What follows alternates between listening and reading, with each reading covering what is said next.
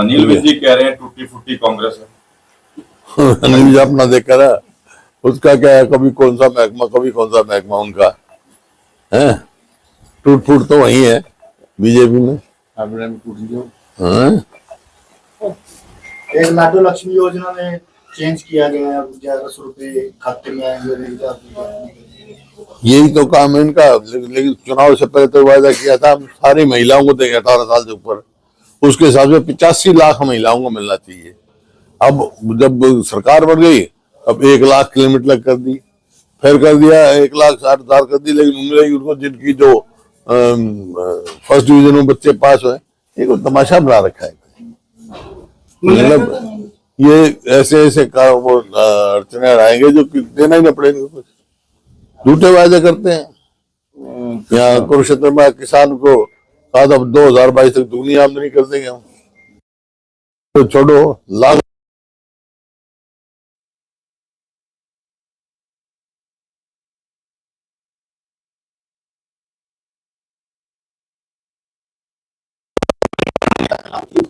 मनरेगा का नाम चेंज किया है। हाँ, नहीं नाम चेंज की तो बात नहीं है, इसको उसको जो उसका स्कीम है उसको ही खत्म करने के कदम बढ़ाए हुए हैं। और ये सरकार आने के बाद किया ही इन्होंने नहीं था कि पिछली बार मनरेगा के हरियाणा में 8 लाख रजिस्टर्ड वर्कर थे और इन्होंने 100 दिन का रोजगार कितना को दिया, 2100 को। और जब रोजगार नहीं दे सकते तो कंपनसेशन देना पड़ता है। कंपनसेशन कितने को दिया, 1 को भी दिया 5 साल में, नॉट इवन सिंगल। तो ये तो पहले से बना रहे हैं। ये जो गरीब आदमी कहते तो मनरेगा में कौन बेनिफिशियरी कौन थे, 90% दलित और बैकवर्ड क्लास के, उनके पेट पे लात मारी है। वो तो कह रहे हैं 125 दिन देंगे और हमने उसमें बदलाव किया है। क्या बदलाव किया? जिम्मेदारी हो जाएगी, स्टेट पहले ध्यान नहीं देता, अब स्टेट ध्यान देगा।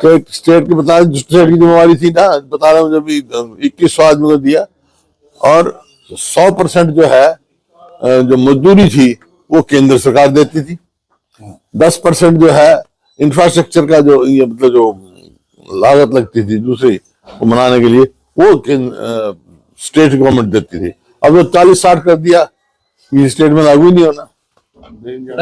बड़ा मामला सीबीआई की इंक्वायरी कर रहे हैं, ट्रेनिंग हो रही है, उठ रहा है। नहीं सीबीआई की इंक्वायरी तो हो रही है अभी।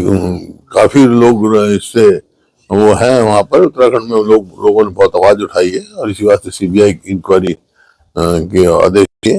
हुड्डा साहब आज शिक्षा मंत्री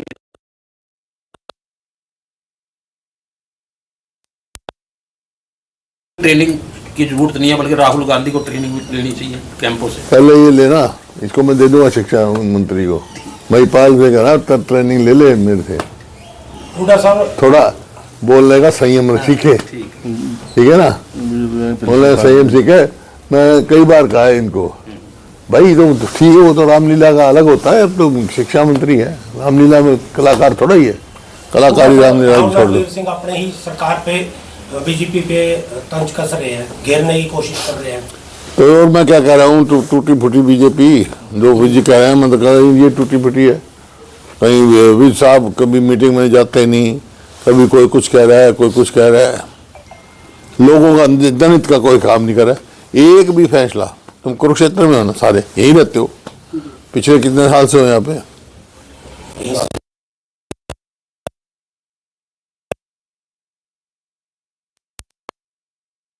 कुरुक्षेत्र में हुआ कोई काम? बता दो कोई हुआ तो, कोई इसमें संकोच की बात नहीं है। एक भी काम नहीं नहीं बोलन दे भाई, संकोच की बात नहीं है, तो ये बता दो। तुम बताओ, तुम इतने सवाल पूछ रहे हो मेरे से, मैंने एक सवाल पूछा उसका जवाब नहीं दे रहे तुम, ये क्या बात हुई भाई? तुम्हारी मैंने छूट कर दी, जो मर्जी पूछ लो है, तुम्हारे से एक सवाल पूछ रहा हूँ, बता दो किसी, मैं निष्पक्ष होकर बता दो, ईमानदारी से बता दो। बीजेपी के जो पूर्व मंत्री थे उन्होंने तो कहा कि यहाँ विकास की झड़ी लगी हुई है। तो मैं तो थारे से पूछ रहा हूँ, 5,000 करोड़ मैं थारे से पूछ रहा हूँ यार, उनके छोड़, मेरे से पूछ, बच्चा NID हो कितने यहाँ काम हुए हैं, तो इनसे पूछना, मैं तुम्हारे से पूछ रहा हूँ भाई, हो तो बता दो ईमानदारी से। एक नहीं लिया, एक भी कोई मतलब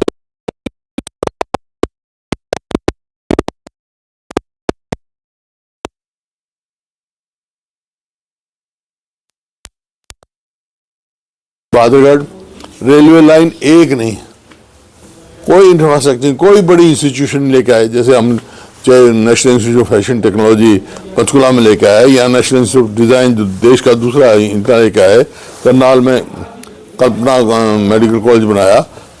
इतने बनते ये कहा था हम यहाँ यूनिवर्सिटी बनाएंगे, यूनिवर्सिटी की चार दीवारी बनी है, तो कहाँ की भाई यूनिवर्सिटी? अब तक तो 11 साल में तो बहुत पीजीआई बनना चाहिए था उसको।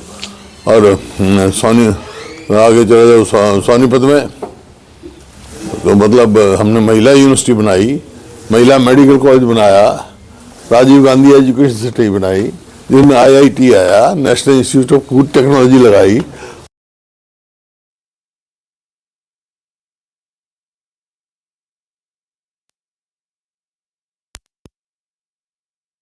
इनका मुख्यमंत्री लगातार पंजाब में एक्टिव हो गए हैं और कई लोगों को ज्वाइन करा रहे हैं, चाहे कांग्रेस के लोग हों चाहे आम आदमी पार्टी के हों।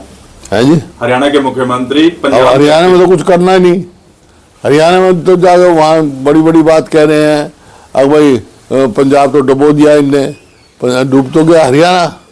कर्जा कितना हो गया आज पूछे इनसे, कर्जा लेने के सिवाय ये जो है और कोई काम नहीं करते। इनकी जो नीति साफ है, कर्जा लो, घी पियो, मरने के बाद कोई नहीं पूछेगा। पूरा साहब राहुल गांधी जी पहुंच रहे हैं, कब आएंगे जी वो? क्या हैं? राहुल गांधी का कंफर्म हो गया? 21 को आएंगे। किसको पहुंच रहे हैं? खड़गे जी भी आ रहे हैं तो राहुल गांधी जी अकेले आ रहे हैं? अभी तो राहुल जी का प्रोग्राम आया, खड़गे जी का आएगा जो बता देंगे। पंजाब केसरी पे छापेमारी की गई है, पंजाब के अंदर क्या कहेंगे सर?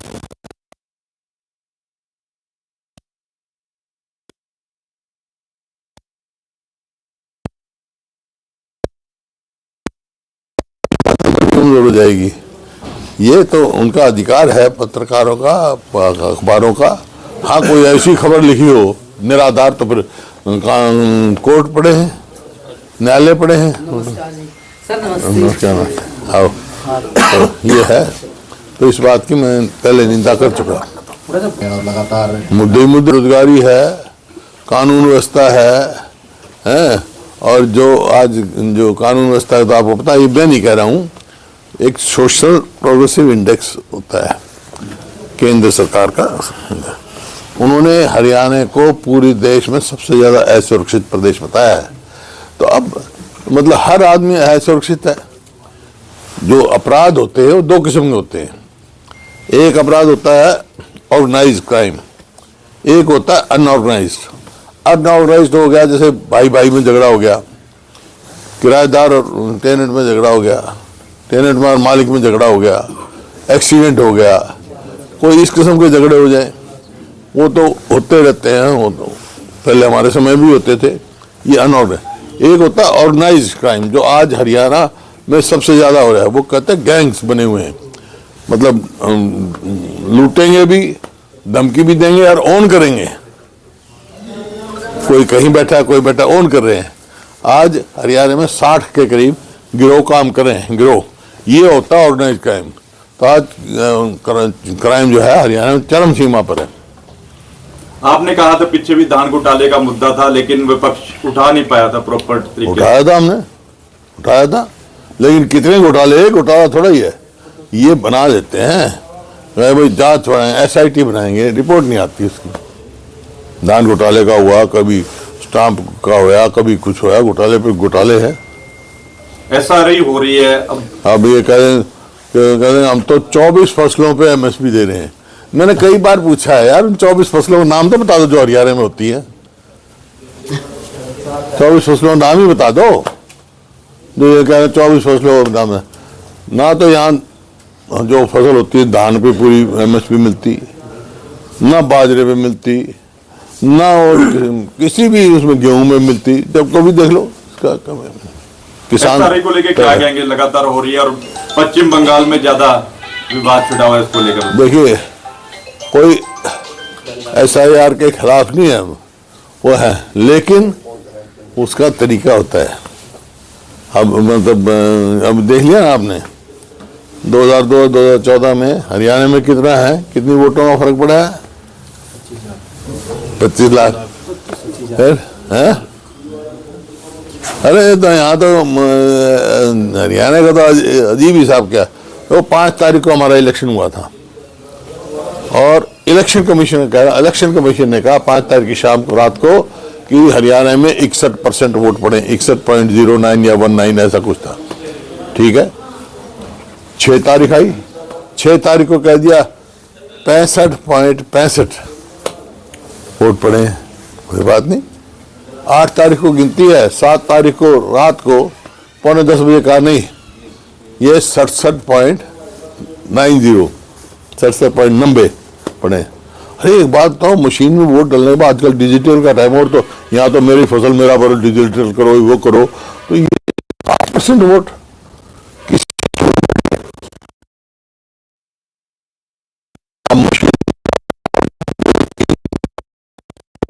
सुना ऐसा। इसी वास्ते हमने कहा भाई बैलेट पे इलेक्शन कराओ। बड़ा साहब, दिल्ली की जो पूर्व मुख्यमंत्री रही आतिशी, उसके बयान को लेकर, जो दिल्ली की पूर्व मुख्यमंत्री रही आतिशी, उन्होंने गुरु बहादुर के तेग बहादुर का अपमान किया, उसको लेकर बकायदा उसको क्लीन चिट दे रही है आम आदमी पार्टी, जबकि दिल्ली की सरकार कह रही है मैंने तो ना उसका बयान सुना ना देखा। शुक्रिया जी। गुरु की तो सब सम्मान करते हैं, कोई अपमान करने का किसी को अधिकार नहीं है।